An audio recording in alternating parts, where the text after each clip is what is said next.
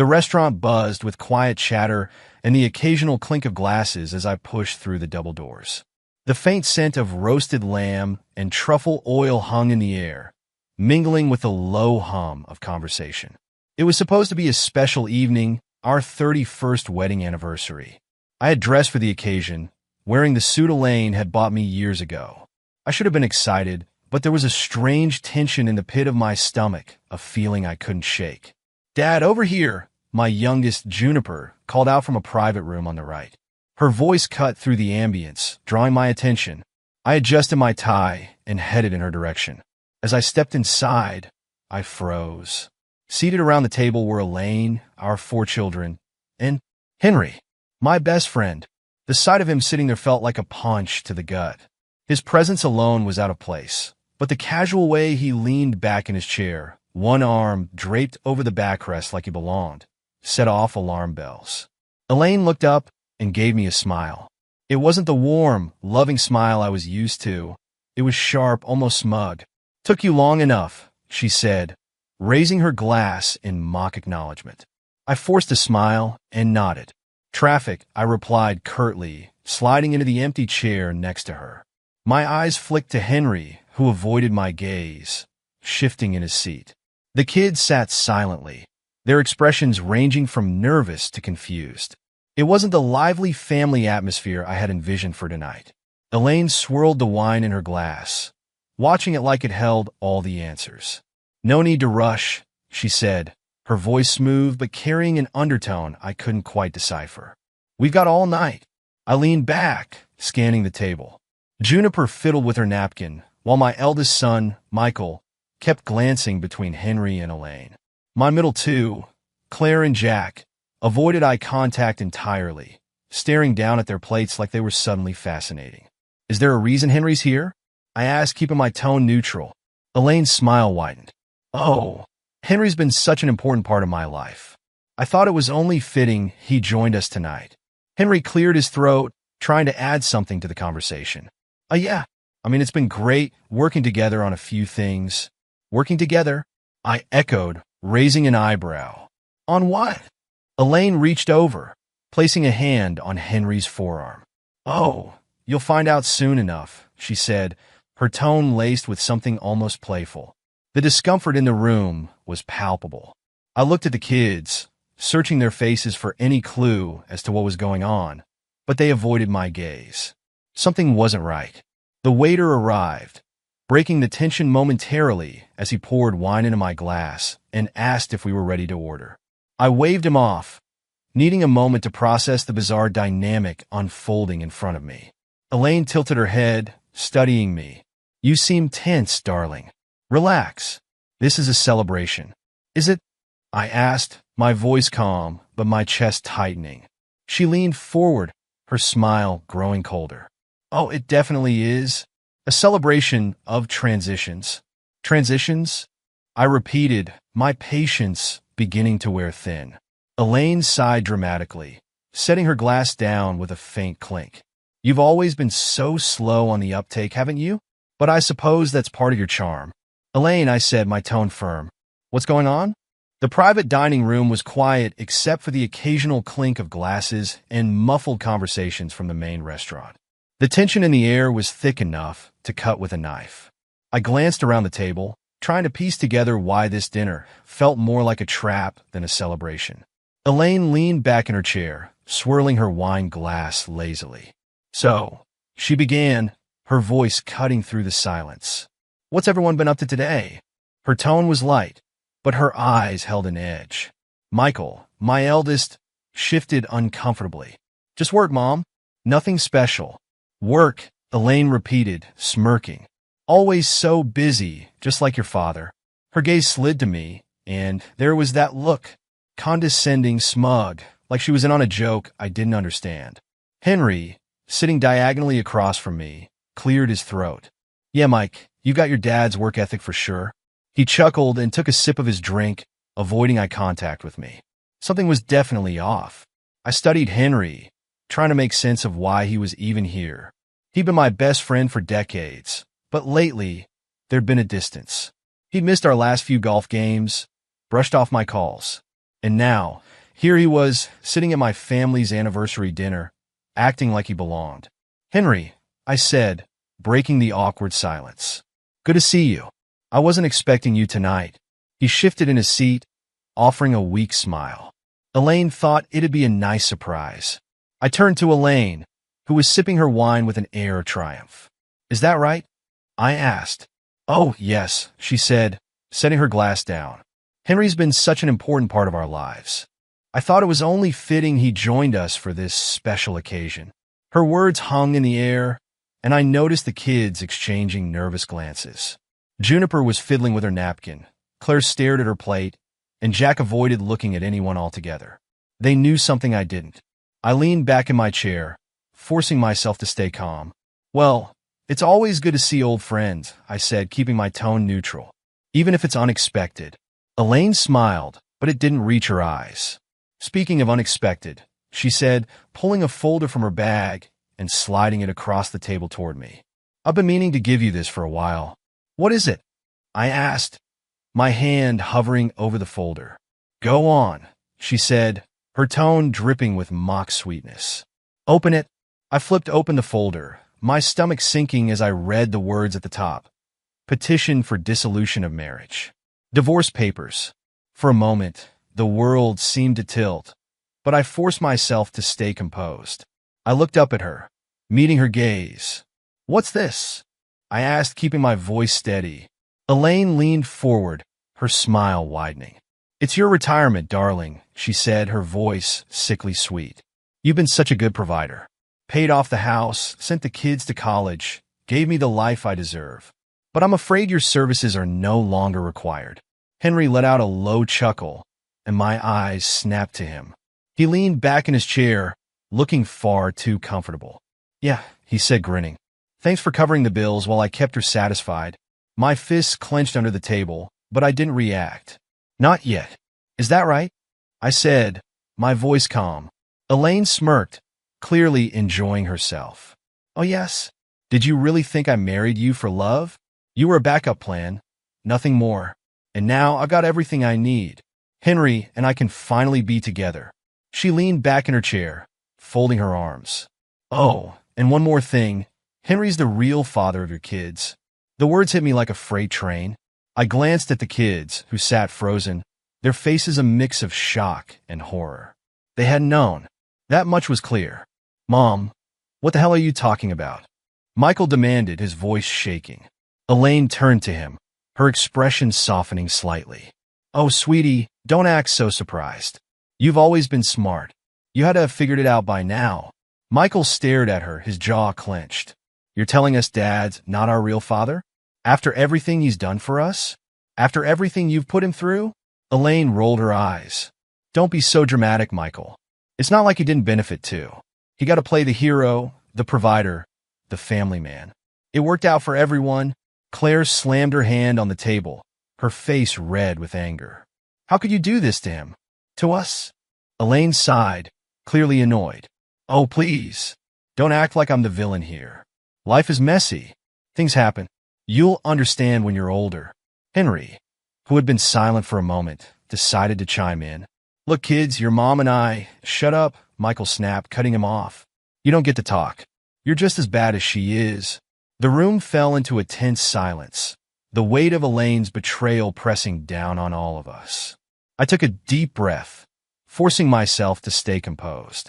"So, this is your big plan?" I said, addressing Elaine. "Divorce me, take everything I've worked for, and ride off into the sunset with him?" Elaine smiled, unbothered by the tension.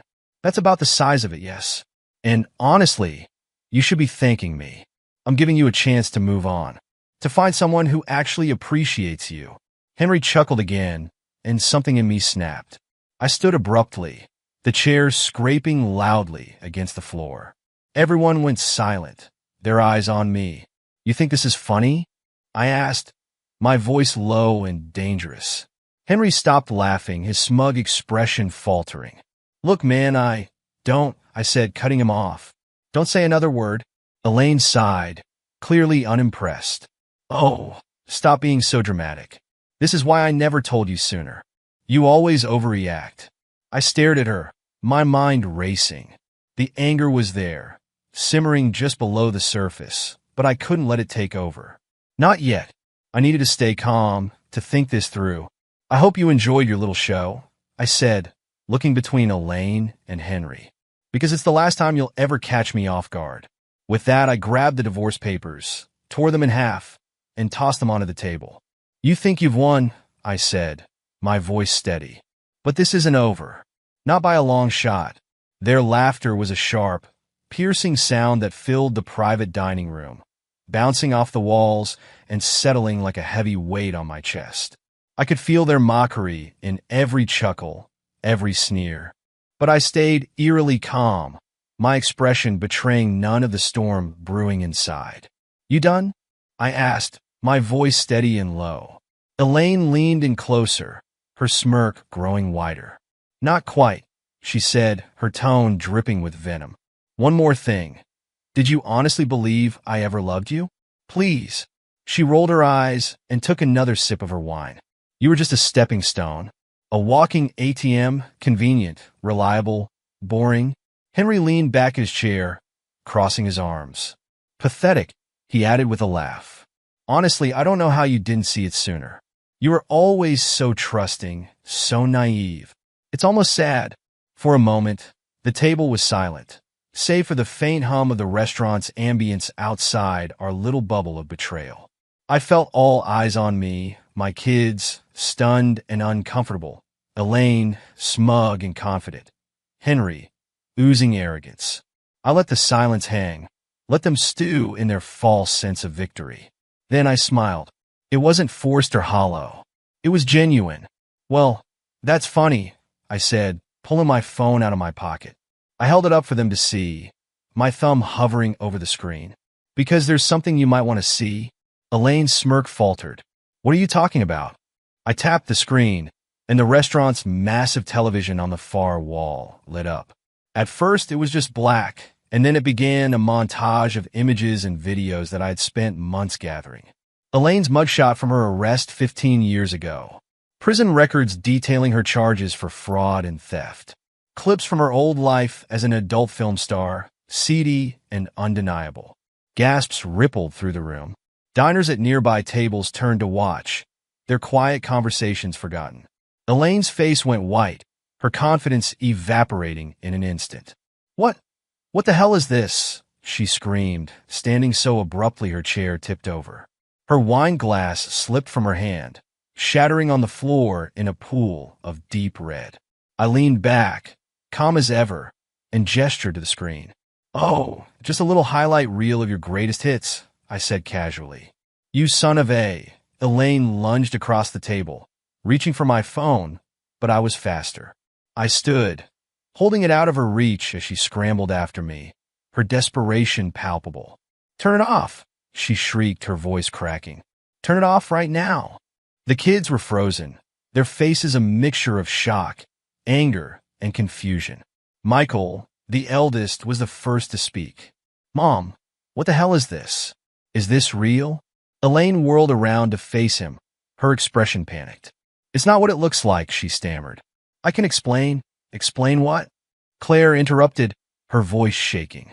The mugshots? The prison time? Or the fact that you've been lying to all of us for years?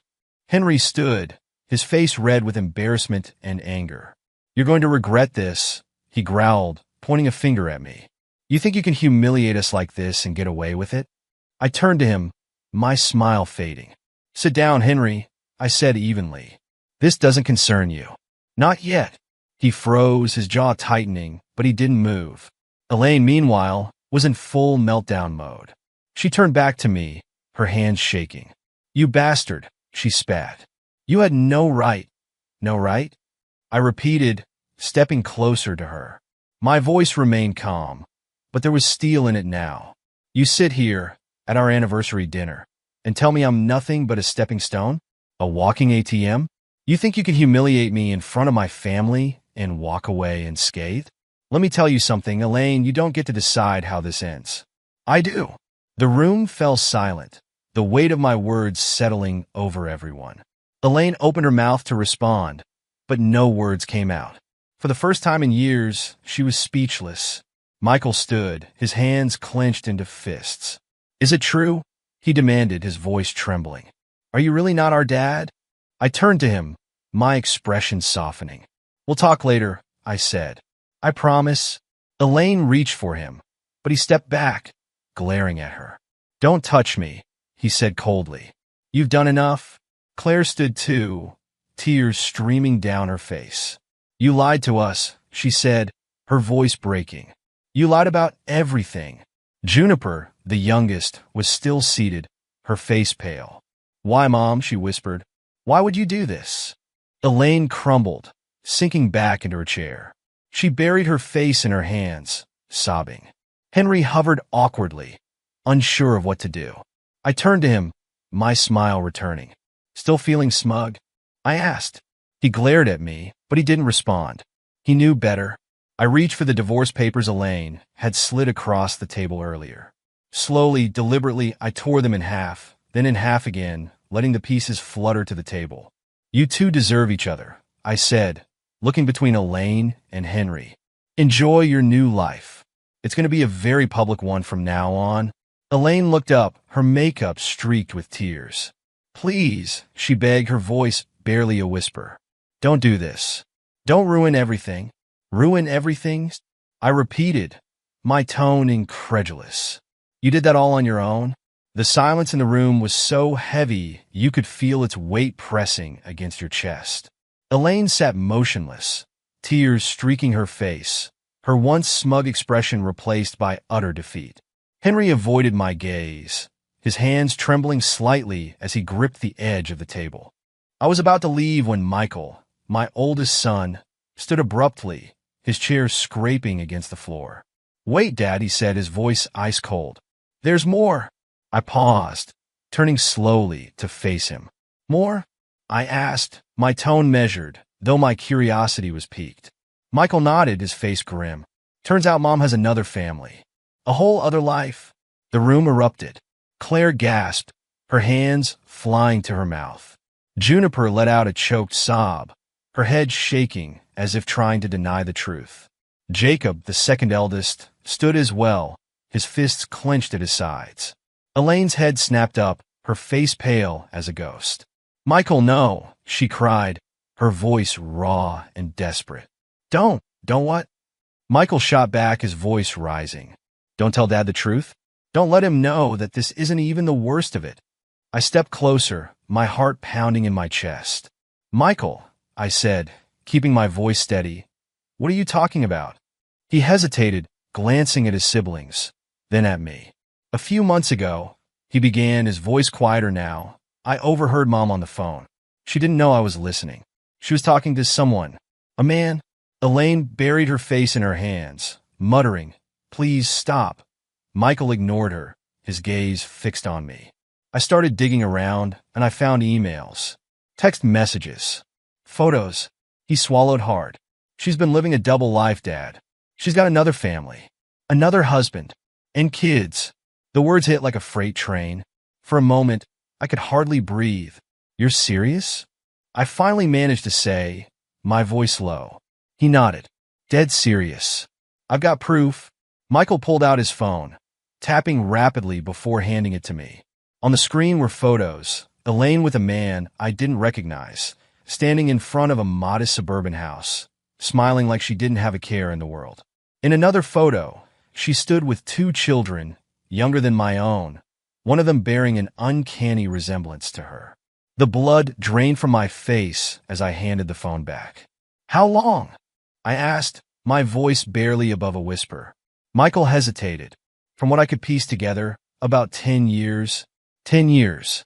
A decade of lies layered on top of the betrayal I'd already uncovered. My fists clenched at my sides as I turned to Elaine, who sat slumped in her chair, defeated. "Is this true?" I demanded. She didn't answer, her shoulders shaking as she sobbed into her hands. "Answer me," I shouted, my voice echoing through the room. "Yes," she finally screamed, looking up with red-rimmed eyes. "It's true, okay? Are you happy now? Is that what you wanted to hear?" The room fell into stunned silence. Claire stood, her face twisted in anger and pain. "How could you?" she demanded. "How could you lie to us like this? To Dad?" Juniper shook her head, tears streaming down her face. "I don't even know who you are anymore." Jacob, who had remained silent up until now, slammed his fist on the table. "You're disgusting," he spat, glaring at Elaine. "You've destroyed everything." I turned to Henry, who sat frozen, his face ashen. "Still feeling smug, Henry?" I asked, my voice dripping with contempt. He stammered, "I didn't know about this. I swear, I had no idea." "Save it," I snapped, cutting him off. "You're just as guilty as she is. You think your betrayal hurts any less because you didn't know about her other betrayal? Don't kid yourself." Henry looked down, unable to meet my gaze. I reached for the divorce papers still in tatters on the table. "You two deserve each other," I said, throwing the scraps toward Elaine. "Enjoy your life of lies. I'm done with both of you." Elaine tried to stand, reaching out toward me. "Please don't go," she begged, her voice breaking. "We can fix this. I'll end things with the other family." Stop," I said firmly, raising a hand. "Don't insult me by pretending you want to fix this. You've had your chance, 31 years of chances, and this is how you chose to use them." She fell to her knees, gripping the edge of the table for support. "Please, I'm begging you," she sobbed. "Don't leave me like this." I stepped back, shaking my head. "You didn't leave me much of a choice, Elaine." I looked at my children, their faces a mix of anger and heartbreak. "We'll figure this out," I said, my voice softer now. "But this," I gestured to Elaine and Henry, "this ends here." Michael stepped forward, his jaw set. "We're with you, Dad." Claire nodded. "Me too." Juniper sniffled, wiping her eyes. "We all are." Jacob glanced at Elaine one last time, then turned away. "Let's go," he said. I gave Elaine and Henry one final look, my expression a mixture of pity and disgust. "Good luck," I said, my voice cold. "You're going to need it." And with that, I walked out of the restaurant, my kids following close behind. The sound of Elaine's sobs and Henry's panicked muttering faded into the background as we stepped into the night. For the first time in years, I felt a strange sense of freedom, a bittersweet relief that despite the pain, the lies, and the betrayal, I was finally free from the web they had spun around me. The morning after the disastrous dinner, the fallout began to take shape. I sat in my living room, sipping coffee, feeling the weight of the silence that filled the house. For the first time in years, Elaine wasn't here, and neither was the pretense of a happy marriage. My phone buzzed on the table, pulling me from my thoughts. It was Michael. "Hey, Dad," he said when I answered, his voice heavy. "You doing okay?" I nodded, though he couldn't see me. "As okay as I can be, given the circumstances." He hesitated before speaking again. "Look, Claire and I have been talking. We want to come over later today, just to check on you. Maybe have dinner together?" A small smile tugged at my lips. "I'd like that." By midday, news of Elaine and Henry's disgrace had started to spread. It wasn't hard to imagine why. Between the public spectacle at the restaurant and the information I'd carefully leaked, their downfall was inevitable. The first call came from an old acquaintance of Elaine's. "Did you hear?" she asked, her voice a mix of shock and schadenfreude. "Elaine's mugshot is all over social media. People are saying she's been leading a double life." I kept my response measured. "I've heard bits and pieces." By the afternoon, Elaine herself called. Her number flashed on my screen, and for a moment I debated letting it go to voicemail. Curiosity got the better of me. "What do you want, Elaine?" I asked, my tone flat. Her voice was shaky. I need help." I let out a bitter laugh. "Help? You must be kidding." "Please," she pleaded. "People are harassing me. My boss fired me this morning after seeing those videos. Henry's wife has kicked him out, and we have nowhere to go." "Not my problem," I said curtly. "Come on, you can't just," she started, but I cut her off. "You don't get to ask me for anything, Elaine. You made your choices. Now you live with them." I hung up before she could respond. When my kids arrived that evening, the mood was somber but supportive. Claire set the table while Juniper helped me in the kitchen, stealing glances at me with a worried expression. "You sure you're okay, Dad?" Juniper asked softly. "I'll be fine," I assured her, though I wasn't entirely convinced myself. It's just going to take some time. Dinner was simple, but comforting. For the first time in what felt like forever, the conversation around the table was honest.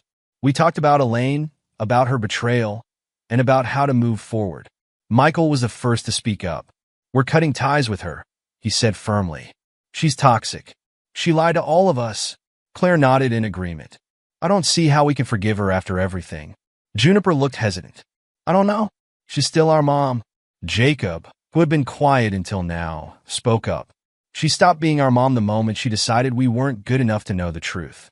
I watched them, my chest tight with a mix of sadness and pride. They were grappling with a reality no one should have to face, but they were handling it with a maturity that astounded me.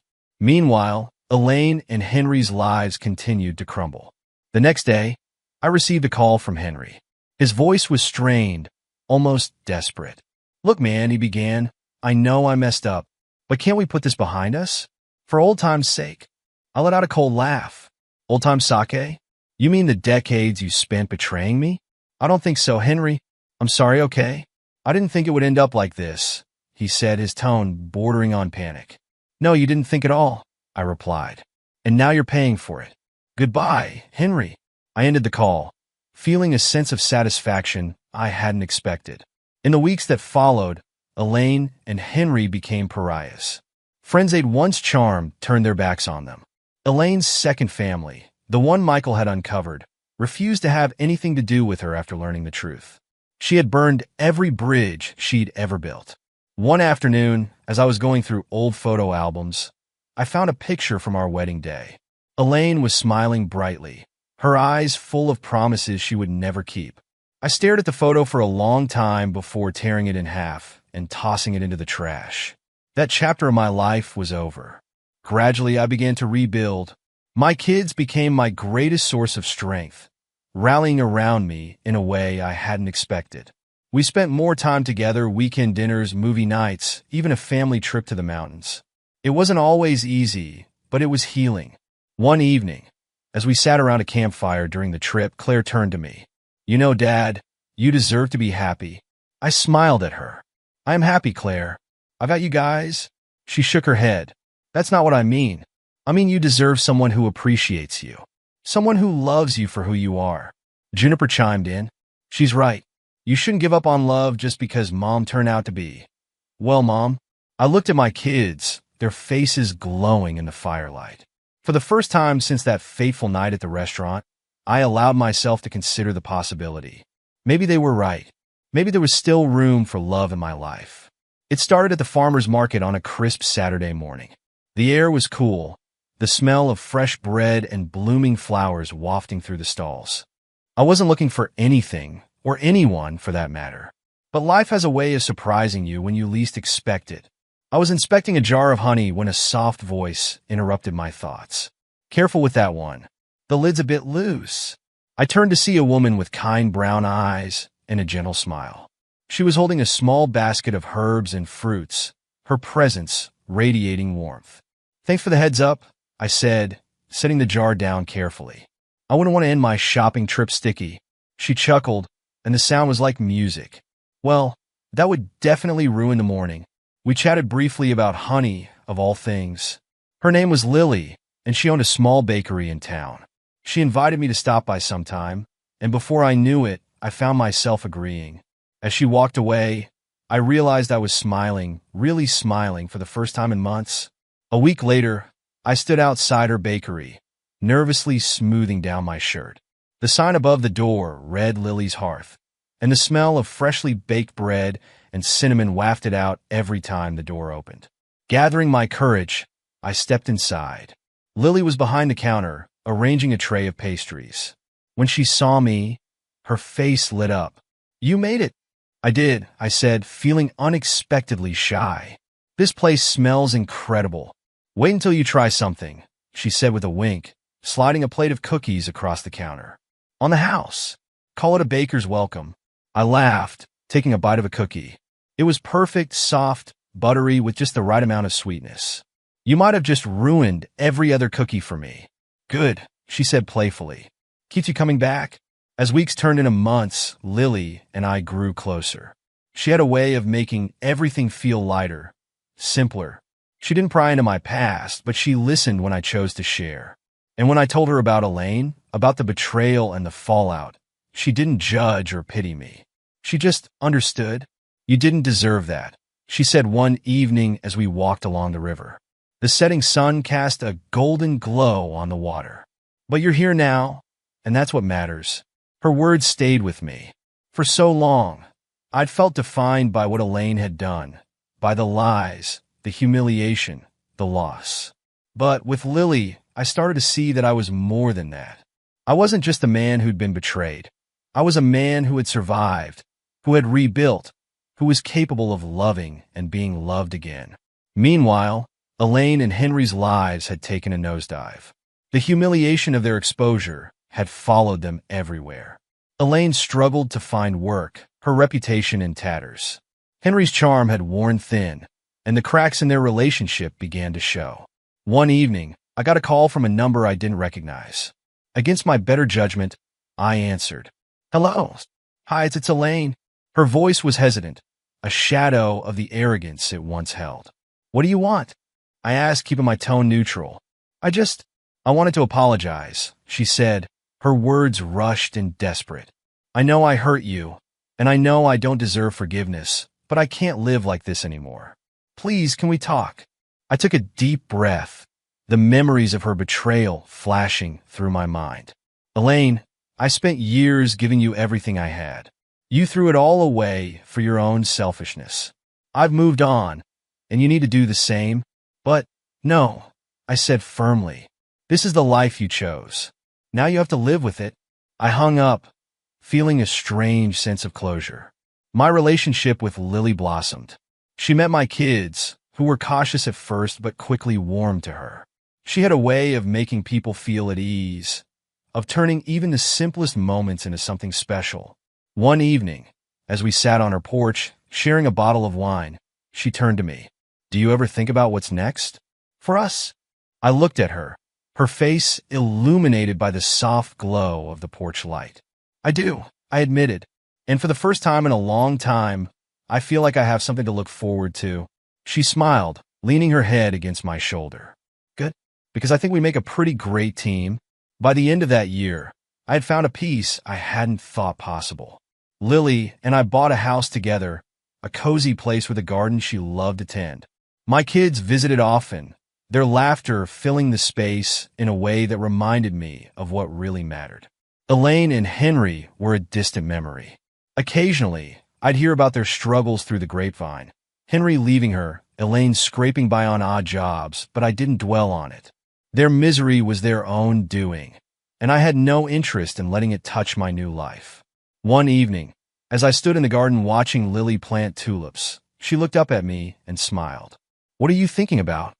Just how lucky I am, I said, walking over to her. To have found you, to have this life.